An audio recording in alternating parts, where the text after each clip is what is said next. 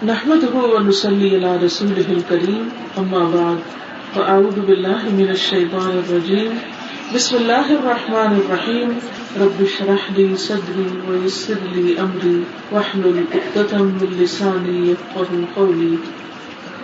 اللہ تعالیٰ کا شکر ہے کہ اس نے ہمیں مسلمان پیدا کیا اور ہمیں یہ بتایا ہے کہ ہمیں اس دنیا میں کیوں بھیجا گیا. اللہ تعالیٰ فرماتے ہیں وما خلقت الجن والانس الا لیعبدون، میں نے جن و انس کو اس لیے بنایا ہے تاکہ وہ میری عبادت کریں.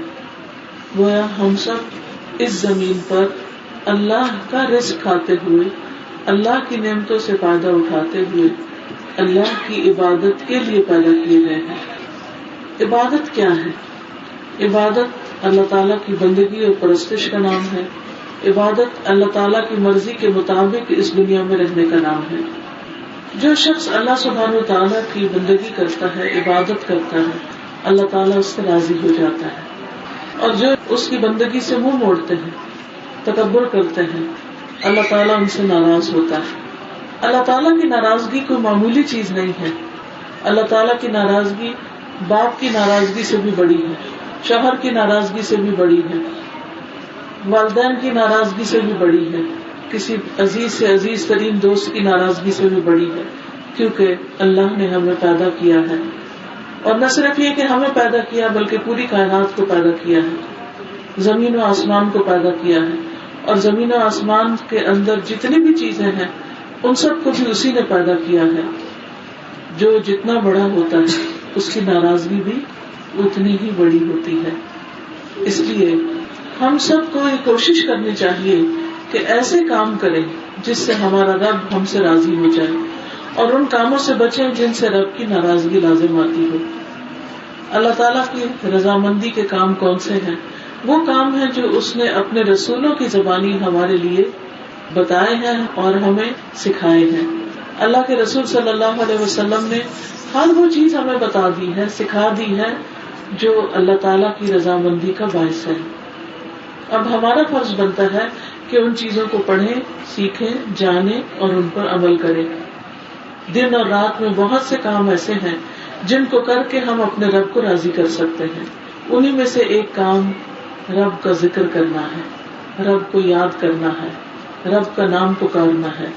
اور کسی کو یاد کب کیا جاتا ہے؟ جب اس سے محبت ہوتی ہے. ایمان کی شرط ہے یہ کہ انسان اللہ کی محبت میں ہر چیز سے بڑھ کر ہو. قرآن مجید میں آتا ہے والذین آمنوا اشد حبا للہ، کہ جو ایمان والے ہوتے ہیں وہ اللہ کی محبت میں بہت شدید ہوتے ہیں. یعنی انہیں اللہ سبحانہ وتعالیٰ سے محبت اپنی آپ سے بڑھ کر، اپنی ذات سے بڑھ کر، اپنے بچوں سے بڑھ کر، اپنے والدین سے بڑھ کر اور تمام انسانوں سے زیادہ اپنے رب سے محبت ہوتی ہے. پھر کیا بات ہے کہ ہم اپنے بچوں کو اگر وہ دور چلے جائیں تو یاد کرتے رہتے ہیں. ہم اپنے عزیزوں، پیاروں، دوستوں، والدین کو سب کو یاد کرتے ہیں، اور دوسری طرف یہ دعویٰ کرتے ہیں کہ ہمیں اللہ سے محبت ہے اور اللہ کو یاد نہیں کرتے. نہیں، اللہ سبحانہ وتعالیٰ اپنے مومن بندوں کی صفت قرآن مجید میں بتاتے ہیں وَالذَّاكِرِينَ اللَّهَ كَثِيرًا وَالذَّاكِرَاتِ، اور اللہ کا ذکر کثرت سے کرنے والے مرد اور عورتیں أَعَدَّ اللَّهُ لَهُم مَغْفِرَةً وَأَجْرًا عَظِيمًا، اللہ نے ان کے لیے بخشش اور اجر عظیم کا وعدہ کر رکھا ہے کہ جو لوگ کثرت سے اللہ کا ذکر کریں گے. کچھ اور کوالٹیز کا بھی اس آیت میں ذکر کیا گیا، لیکن اس کا اختتام اس پر ہوتا ہے کہ کثرت سے اللہ کا ذکر کرنے والے مرد اور عورتیں. یہاں اللہ تعالیٰ نے عورتوں کا نام بھی لیا ہے.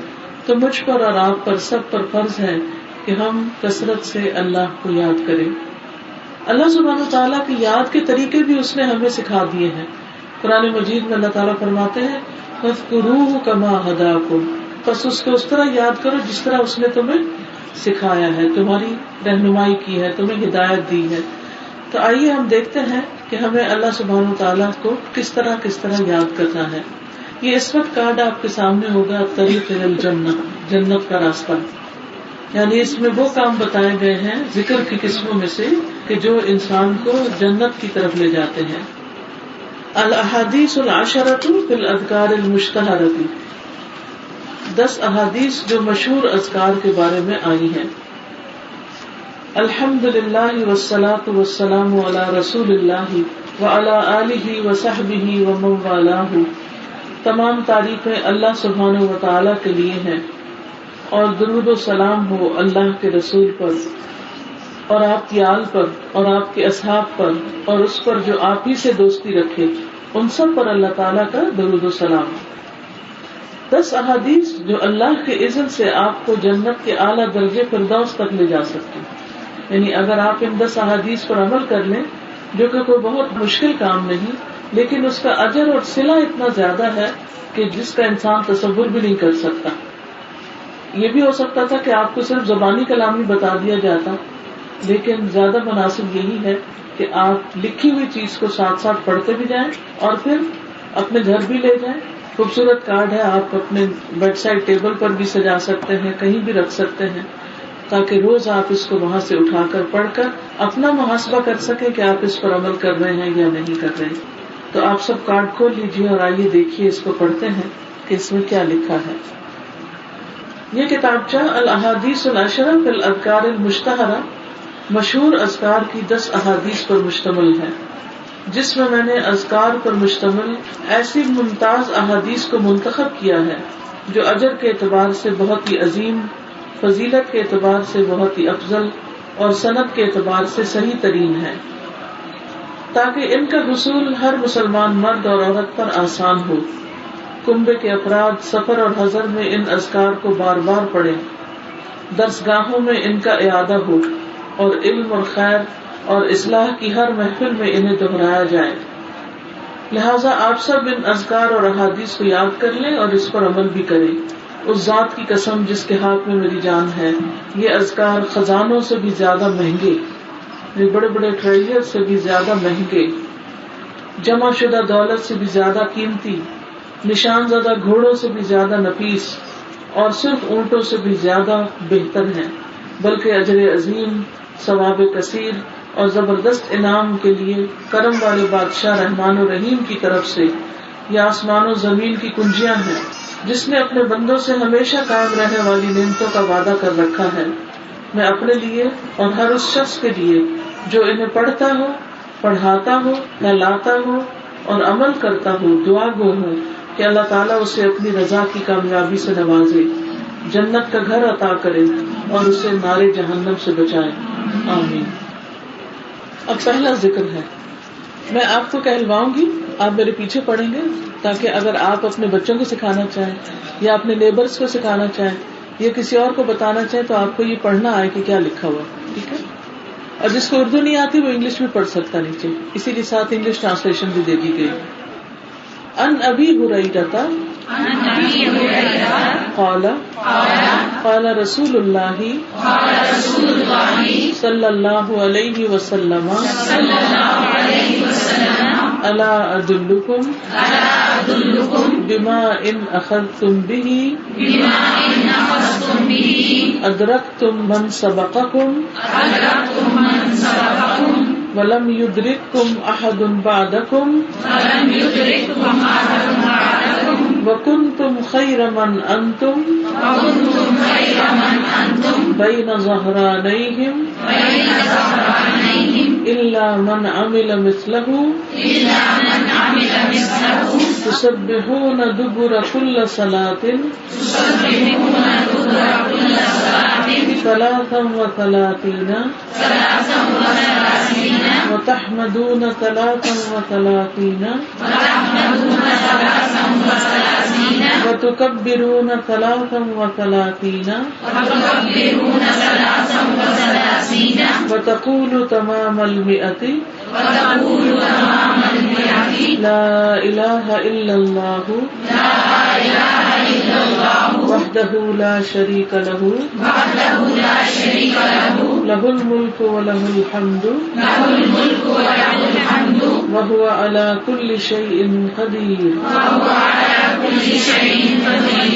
سیدنا ابو ہریرہ سے روایت ہے کہ رسول اللہ صلی اللہ علیہ وسلم نے فرمایا، کیا میں تمہیں ایسی بات نہ بتاؤں کہ جس پر عمل کر کے تم ان لوگوں کے مرتبے کو پہنچ جاؤ گے جو تم پر سبقت لے گئے ہیں، یعنی تم سے آگے نکل گئے ہیں، اور تمہارے بعد آنے والا تمہیں نہیں پا سکے گا، یعنی تمہارے مقام تک نہیں پہنچے گا، اور تم جن لوگوں میں ہو ان سے بہتر ہو جاؤ گے، سوائے اس شخص کے جو اس جیسا عمل کرے تم ہر نماز کے بعد 33 بار سبحان اللہ، 33 بار الحمدللہ، 33 بار اللہ اکبر کہو، اور یہ کہہ کر 100 پورا کر لو، لا الہ الا اللہ وحدہ لا شریک لہ، لہ الملک ولہ الحمد وہو علی کل شیء قدیر، کہ اللہ کے سوا کوئی معبود نہیں، وہ اکیلا ہے، اس کا کوئی شریک نہیں، بادشاہت اسی کی ہے اور ہر قسم کی تعریف بھی اسی کے لیے ہے، اور وہ ہر چیز پر قدرت رکھنے والا ہے. یعنی جس وقت انسان اپنی نماز مکمل کر لے اس وقت یہ تسبیحات پڑھے. 33 کیسے ہوتے ہیں؟ 15 اس ہاتھ پہ ہو جاتے ہیں، 15 اس ہاتھ پہ، اور پھر 3 اور 33 ہو گئے. 33 بار کیا پڑھنا ہے؟ سبحان اللہ. 33 بار الحمدللہ، اور 33 بار اللہ اکبر، اور 100ویں بار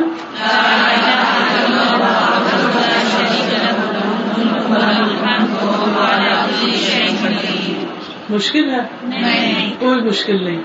اچھا، آپ کے پاس گھڑی ہے یا ٹائم ہے؟ ذرا ٹائم دیکھ کر اس وقت 33 کریے اپنی انگلیوں پر، ابھی پڑھیے، پھر مجھے ٹائم بتائیں گے. آپ ٹائم نوٹ کر کے شروع کریں. کتنا؟ 1 منٹ میں. 1 منٹ اور کتنے سیکنڈ؟ یعنی سمجھے 1 منٹ ایوریج ہے، ایوریج 1 منٹ. کیا آپ بہنیں مجھے بتائیں کہ نماز کے بعد 1 منٹ چپ کر کے بیٹھنا، یعنی آرام سے مصلی پہ بیٹھنا بہت مشکل ہے؟ کوئی مشکل نہیں. اور ہر نماز کے بعد 1 منٹ بیٹھ جائیں تو ٹوٹل دن میں کتنے منٹ لگیں گے؟ 5 منٹ لگیں گے. چلے اگر چند سیکنڈ کسی کے اوپر بھی ہو رہا تو 6 منٹ لگ جائیں گے. کیا 24 گھنٹوں میں جنت پانے کے لیے 6 منٹ بھی نہیں ہمارے پاس ہے نا؟ لیکن پابندی ضروری ہے، پابندی ضروری ہے. اور آپ دیکھیے فائدے کیا ہیں کہ تم ان سب سے آگے نکل جاؤ گے جو تمہارے آس پاس ہیں، یعنی جنت کی طرف آگے جانے میں سب سے آگے نکل جاؤ گے.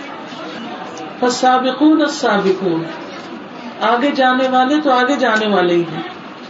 دنیا میں ہم ہر ایک سے کتنا کمپیٹ کرتے ہیں کہ میں سب سے آگے نکل جاؤں. ہو سکتا ہے کہ جب آپ لوگ اسکول کالج وغیرہ میں ہوں تو آپ کے دل میں خواہش ہو کہ میرے نمبر سب سے زیادہ ہوں. اگر آپ گیمز وغیرہ میں ہوں تو آپ کی خواہش ہو کہ میں ہی جیت جاؤں. اگر کبھی دوڑ لگائی ہو تو آپ یا بچوں کے ساتھ بھی کبھی مقابلہ کیا ہو تو خواہش کیا ہوتی کہ اس دوڑ میں میں جیت جاؤں. اب بچے اگر اسکولوں میں ہیں تو کیا دل ہوتا ہے سب ماں باپ کا، ہمارے بچے سب سے آگے نکل رہے ہیں. یہ تو ختم ہونے والی دنیا کے مقابلے ہیں.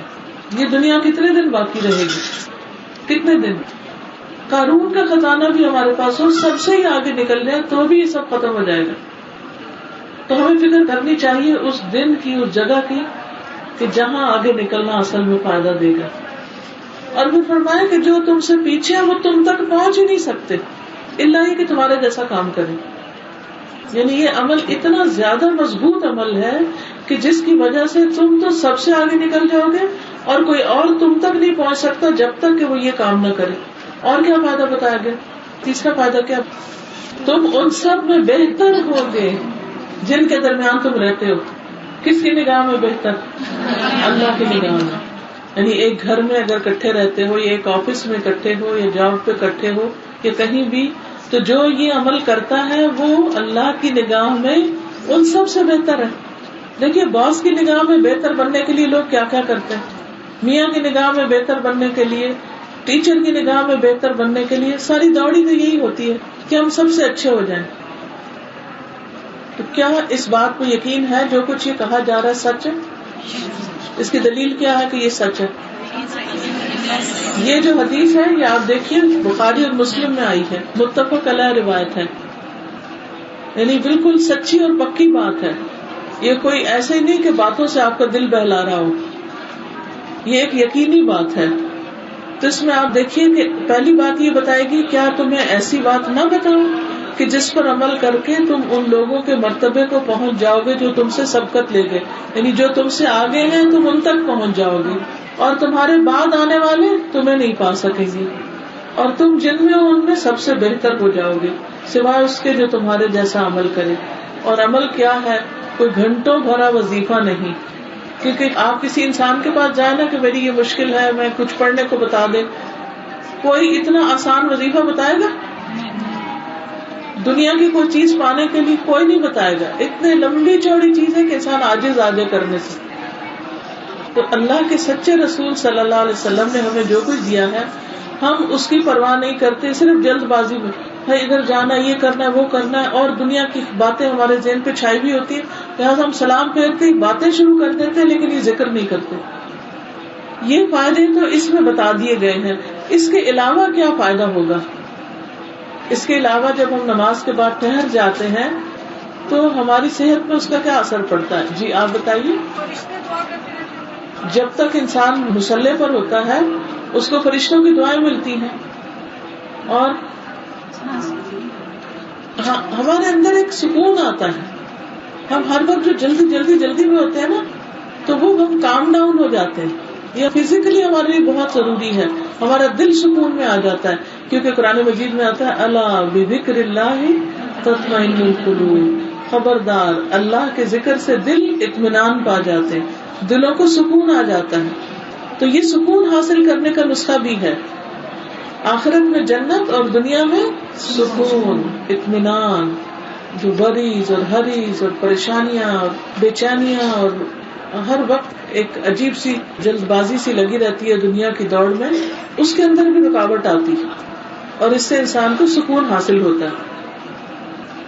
اگلی حدیث پڑھیں. وَأَنْهُ أَنَّ رَسُولَ اللَّهِ صلی اللہ علیہ وسلم قال من قال لا الہ الا اللہ وحدہ لا شریک لہ لہ الملک ولہ الحمد وہو علی کل شیء قدیر فی کل یوم مئۃ مرۃ کانت لہ عدل عشر رقاب وکتب لہ مئۃ حسنۃ ومحیت عنہ مئۃ سیئۃ وکانت لہ حرزا من الشیطان یومہ ذلک حتی یمسی ولم یأت احد بأفضل مما جاء به الا احد عمل اکثر من ذلک. اور انہی سے روایت ہے کہ رسول اللہ صلی اللہ علیہ وسلم نے فرمایا, جو شخص ہر روز یہ دعا 100 مرتبہ پڑھے گا, لا الہ الا اللہ وحدہ لا شریک لہ لہ الملک ولہ الحمد وہو علی کل شیء قدیر, اللہ کے سوا کوئی معبود نہیں, وہ اکیلا ہے, اس کا کوئی شریک نہیں, بادشاہت اسی کی ہے اور ہر قسم کی تعریف بھی اسی کے لیے ہے, وہ ہر چیز پر قدرت رکھنے والا ہے. تو اس کو 10 غلام آزاد کرنے کا ثواب ہوگا, اس کے لیے 100 نیکیاں لکھ دی جائیں گی اور اس کی 100 برائیاں مٹا دی جائیں گی, اور اس دن شام تک وہ شیطان کے اثر سے محفوظ رہے گا. نیز کوئی شخص اس سے افضل عمل لے کر نہیں آئے گا سوائے اس کے جو اس سے زیادہ مرتبہ یہ عمل کرے گا. یہ تصویر اب تھوڑی سی لمبی ہے, وہ 1 منٹ والی نہیں, ہو سکتا 10 منٹ لگے اس میں 100 دفعہ پڑھنے میں, لیکن اجر و ثواب کتنا زیادہ ہے. اب ہو سکتا ہے کہ دن میں آپ کے پاس اتنے کام ہو کہ آپ 10 منٹ کسی ایک جگہ جم کے نہیں بیٹھ سکتے, تو آپ کیا کر سکتے ہیں, کسی بھی کام کے ساتھ اس کو باندھ لیں. مثلا اگر آپ کوکنگ کرتے ہیں تو کوکنگ کے وقت آپ اس کو پڑھنا شروع کر دیں. جی ڈرائیونگ, بیسٹ ٹائم ڈرائیونگ ہے. بچوں کو اسکول کون کون چھوڑنے جاتا ہے, لینے جاتا ہے؟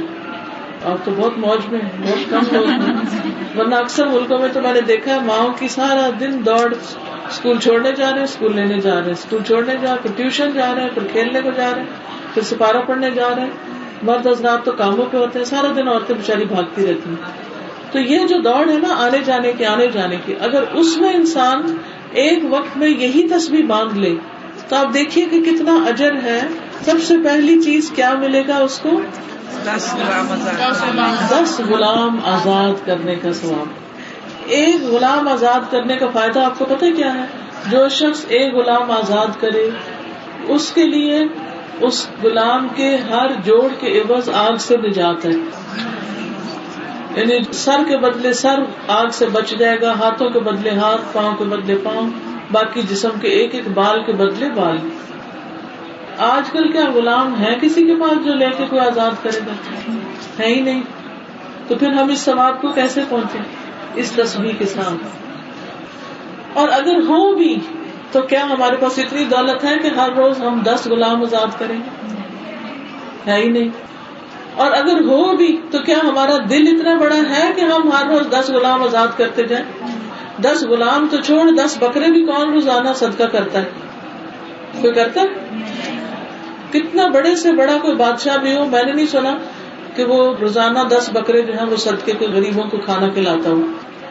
تو اگر ہم سال میں قربانی کے موسم میں ایک بکرا ذبح کر دیتے ہیں، اس پر بھی لوگ لے دے کرتے رہتے ہیں کہ بکرے کی بجائے غریب کی مدد کر دو، یہ کرو وہ کرو.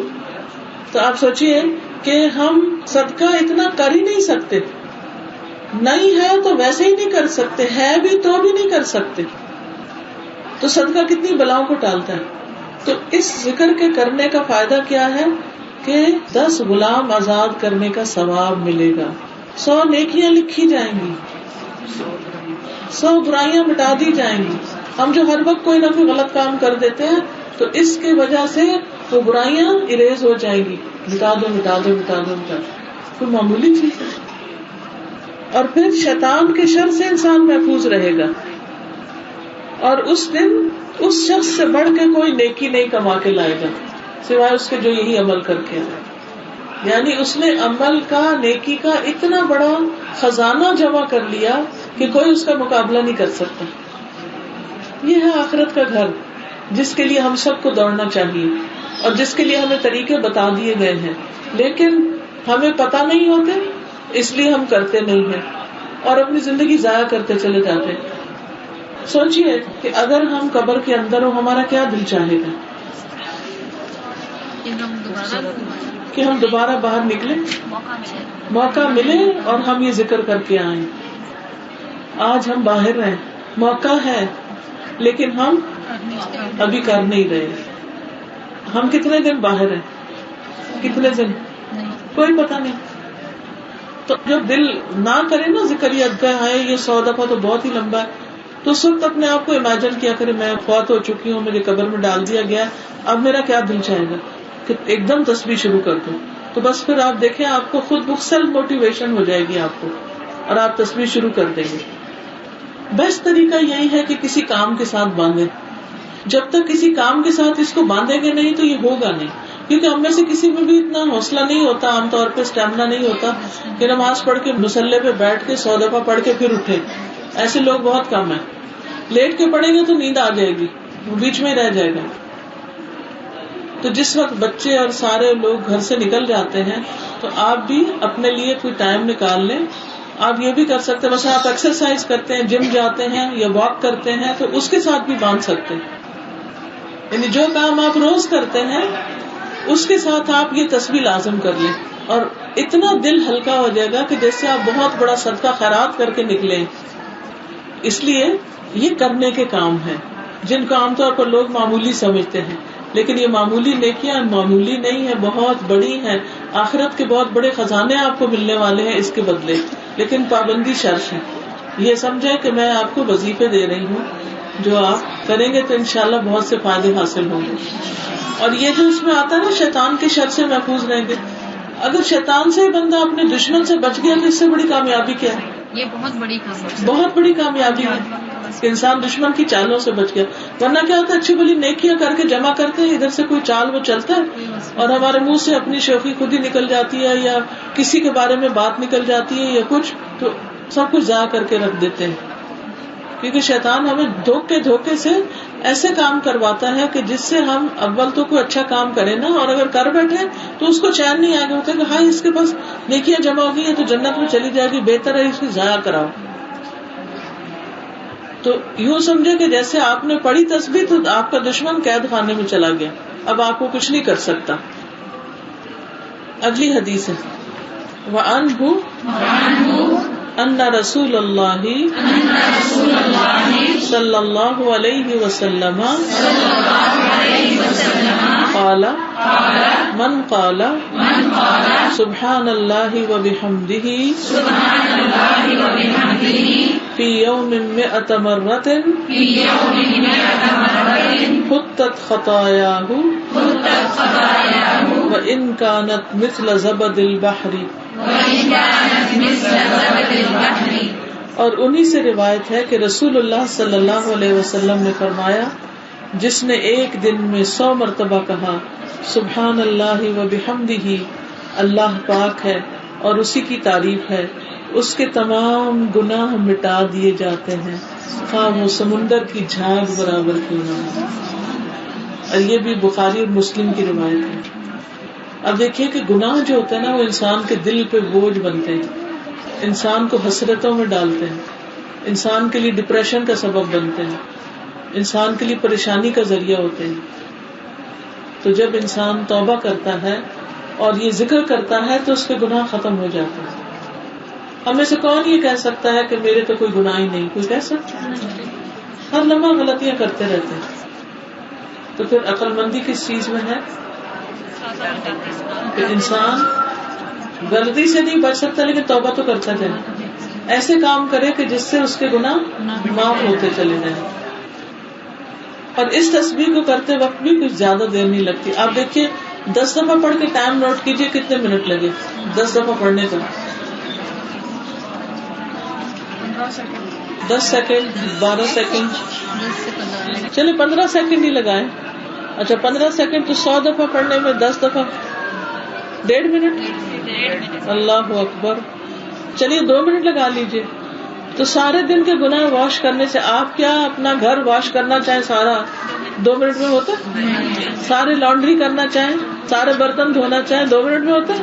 کون سا کام ہے جو 2 منٹ میں ہوتا ہے؟ برش ہی نہیں 2 منٹ میں ہوتا، دانت ہی نہیں صاف ہوتے 2 منٹ میں، تو نہایا نہیں جاتا 2 منٹ میں.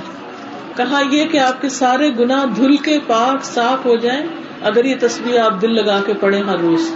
2 منٹ کی بات ہے، 3 منٹ کی بات ہے.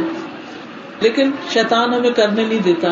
وہ کیا ہوتا ہے ہمارا دل گھبرانے لگتا ہے اب 2 منٹ بات نہ کروں، کیونکہ ہر وقت ہم کو بولنا ہوتا ہے، ہر وقت منہ سے کچھ نہ کچھ نکالنا ہوتا ہے.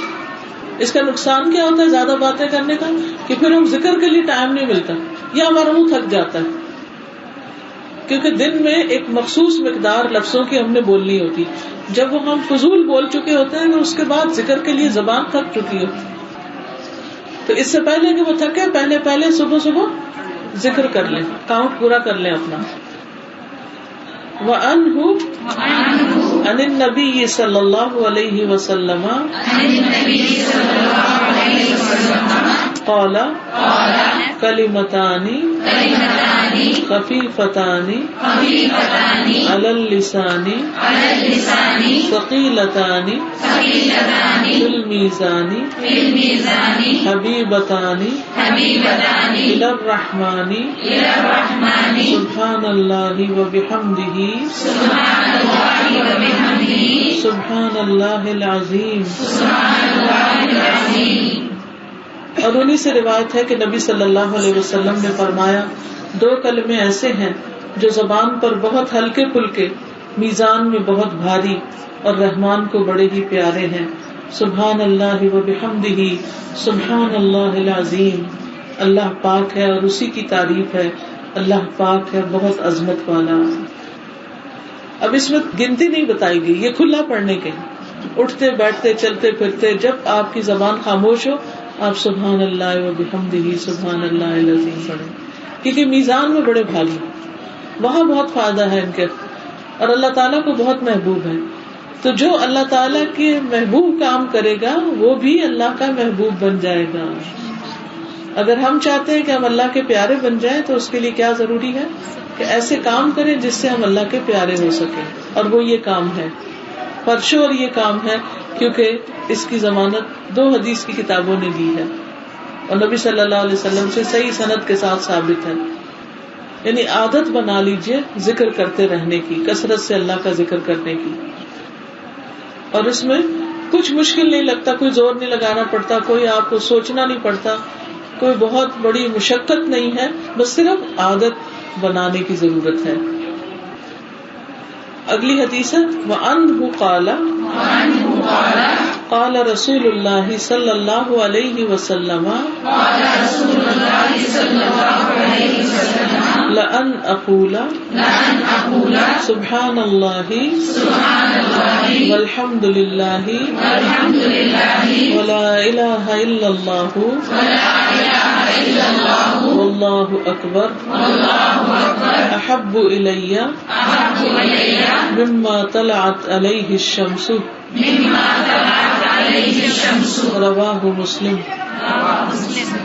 اور انہی سے روایت ہے کہ رسول اللہ صلی اللہ علیہ وسلم نے فرمایا مجھے سبحان اللہ والحمد للہ ولا الہ الا اللہ واللہ اکبر، پاک ہے اللہ، تمام تعریف اللہ کے لیے ہے اور اللہ کے سوا کوئی معبود نہیں اور اللہ سب سے بڑا ہے، یہ کہنا ہر اس چیز سے محبوب ہے جس پر سورج طلوع ہوتا ہے.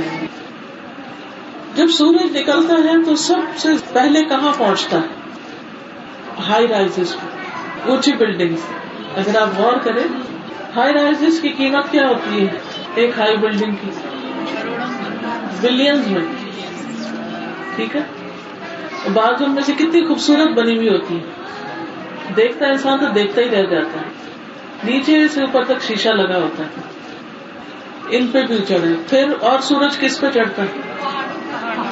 پہاڑوں پر اور سمندروں پہ اور بازاروں پہ، دکانوں پہ، گھروں پہ، انسانوں پہ، درختوں پہ، باغوں پہ، کھیتوں پہ، فصلوں پہ. ان میں سے ایک ایک چیز انسان کو کتنی اٹریکٹ کرتی ہے. پانی دیکھ کر کہتے ہیں واہ سبحان اللہ، کیا شان ہے اللہ کی. درختوں کے ساتھ اگر پھل لٹک رہے ہوں تو اور بھی زیادہ پیارے ہیں، پودوں کے ساتھ پھول لگے ہوئے کھلے ہوئے ہوں تو اور بھی زیادہ محبوب. اسی طرح اگر بلڈنگ بڑی بڑی دیکھے تو ان کو بھی دیکھ کے انسان خوش ہوتا ہے. اسی طرح کوئی بھی چیز.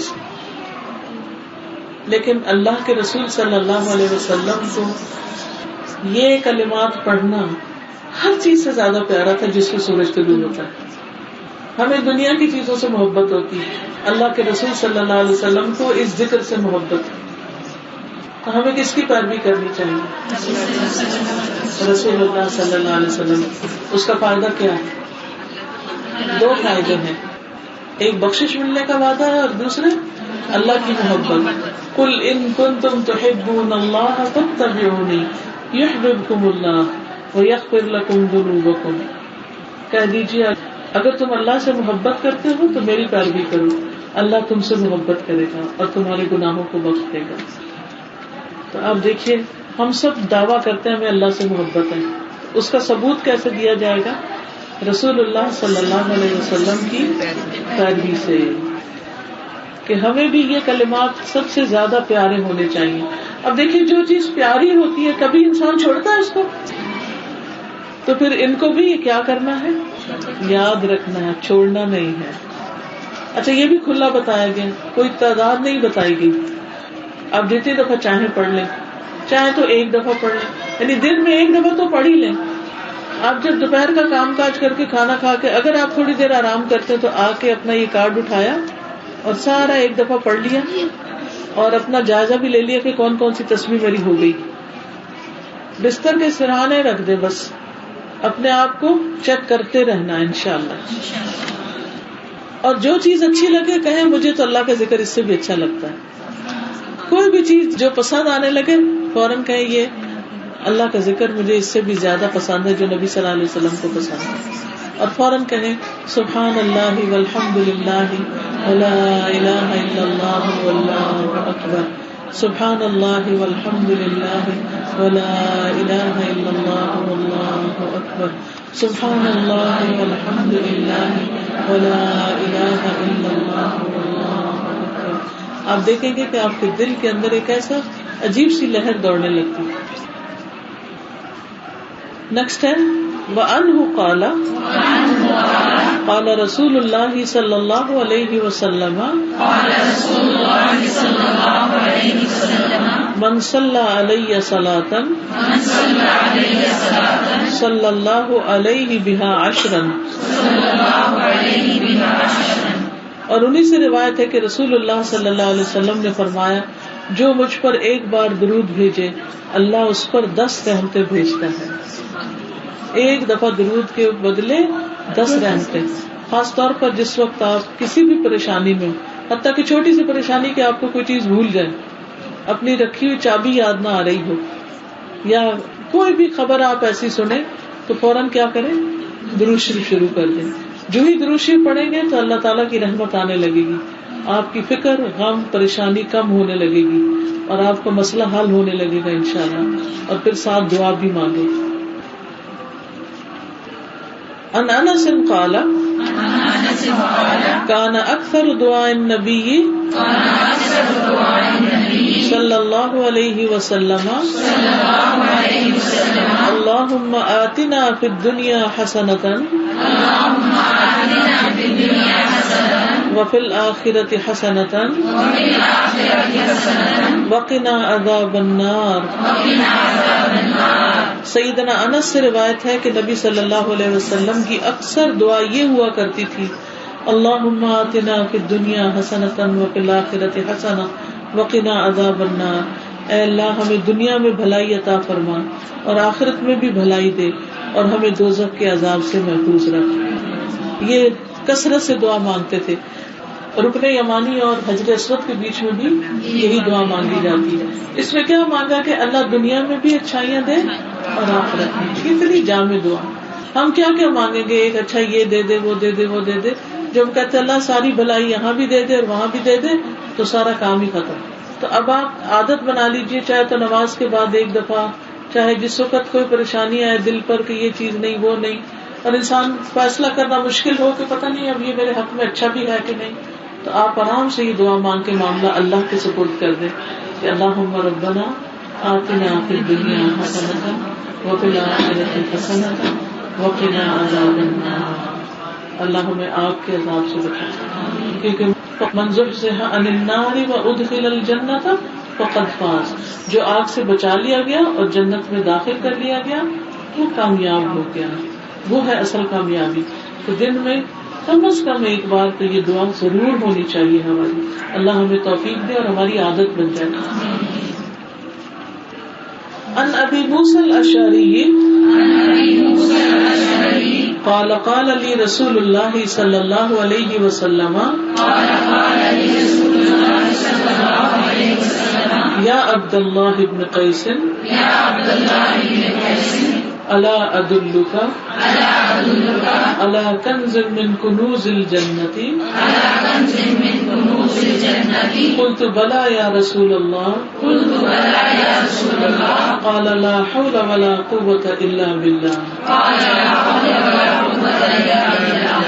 سیدنا ابو موسیٰ اشعری سے روایت ہے، کہتے ہیں کہ رسول اللہ صلی اللہ علیہ وسلم نے مجھ سے فرمایا اے عبداللہ بن قیس، کیا میں تمہیں جنت کے خزانوں میں سے ایک خزانے کے بارے میں نہ بتاؤں؟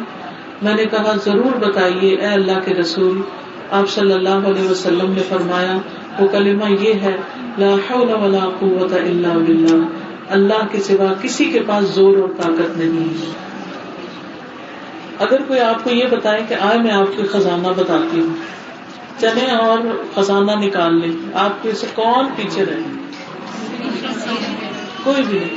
خزانہ تو کیا اگر پیسے دے کے سیل بھی لگی ہو تو ہم کہتے چلو ایک چکر تو مار کے دیکھ ہی لیں، چاہے ضرورت نہ بھی ہو. اور یہ تو جنت کا خزانہ ہے. کتنا بڑا خزانہ ہوگا، کتنا بڑا خزانہ. یاد رکھیے جنت وہ جگہ جہاں ہمیشہ رہنا ہے. یہ گھر سارے چھوڑ جانے ہیں ہم نے، وہ جگہ ہمیشہ رہنے کی ہے، اس کی بھی تیاری چاہیے، وہ بنانے پڑیں گے. اور وہاں کے گھر بنانے کے لیے ان خزانوں کی ضرورت ہے. وہاں تو ایک کوڑا رکھنے کی جگہ دنیا اور مافیا سے زیادہ مہنگی ہے. تو پھر وہ سارے محلات اتنی آسانی سے بننے والے نہیں ہیں، اس کے لیے محنت چاہیے. اور پھر اس کا مطلب اتنا اچھا ہے، سارا زور اور طاقت بس اللہ کے پاس. اس سے اپنا غرور ختم ہوتا ہے کہ میں نے کچھ کیا، میرے ہاتھ میں کچھ نہیں. انسانوں سے انسان کی توجہ ہٹتی ہے کہ انسان میرے لیے کچھ کریں گے. وہ تو خود کمزور ہیں، خود محتاج ہیں. پھر ساری توجہ اللہ کی طرف ہو جاتی. اور پھر آپ دیکھیے ہر ایک کی زندگی میں کچھ ایسے مسائل ہوتے ہیں جو اس سے حل نہیں ہو رہے ہوتے, کچھ غم ہوتے ہیں, کچھ پریشانیاں ہوتی ہیں, تو اس وقت اللہ سے مانگا کرے اللہ میں تو بالکل بے بس ہوں, میرے بس میں تو نہیں, تو ہی سب کچھ کرنے والا ہے, تو کر دے, سارا زور ساری قوت تیرے پاس ہے, تیرے لیے تو کچھ مشکل ہی نہیں کہ تو کر دے. تو آپ دیکھیے کہ اللہ پہ کیسا اعتماد اور توکل اور یقین ہوگا اور آپ کا بوجھ ہٹ جائے گا. کوئی بھی غم ٹینشن لینے کی بجائے کیا کہا, لا حول ولا قوت الا باللہ, لا حول ولا قوت الا باللہ. تکبر کا بھی علاج, ٹینشن کا بھی علاج, غم کا علاج, پریشانی کا علاج, اور سارا معاملہ اللہ کے سپرد کر دیا. اب اس کا بھی یہ نہیں بتایا کہ 100 دفعہ پڑھو, 200 دفعہ پڑھو, جتنا پڑھ سکتے ہو پڑھو, جتنے خزانے لینے لے لو, دوڑ لگا لیں خزانوں کی. نویں حدیث ہے ان شداد ابن اوس قال قال رسول اللہ صلی اللہ علیہ وسلم سید الاستغفار ان تقول اللہم انت ربی لا الہ الا انت خلقتنی وانا عبدک وانا علی عہدک ووعدک ما استطعت اعوذ بک من شر ما صنعت ابوء لک بنعمتک علی وابوء بذنبی فاغفر لی انہ لا یغفر الذنوب الا انت. سیدنا شداد بن اوس سے روایت ہے کہ رسول اللہ صلی اللہ علیہ وسلم نے فرمایا سید الاستغفار, استغفار کا سردار یہ ہے کہ تم کہو اے اللہ تو ہی میرا رب ہے, تیرے سوا کوئی معبود نہیں, تو نے مجھے پیدا کیا اور میں تیرا بندہ ہوں, اور میں اپنی استطاعت کے مطابق تجھ سے کیے ہوئے عہد اور وعدے پر قائم ہوں. میں تیری پناہ چاہتا ہوں ہر برائی سے جو میں نے کی.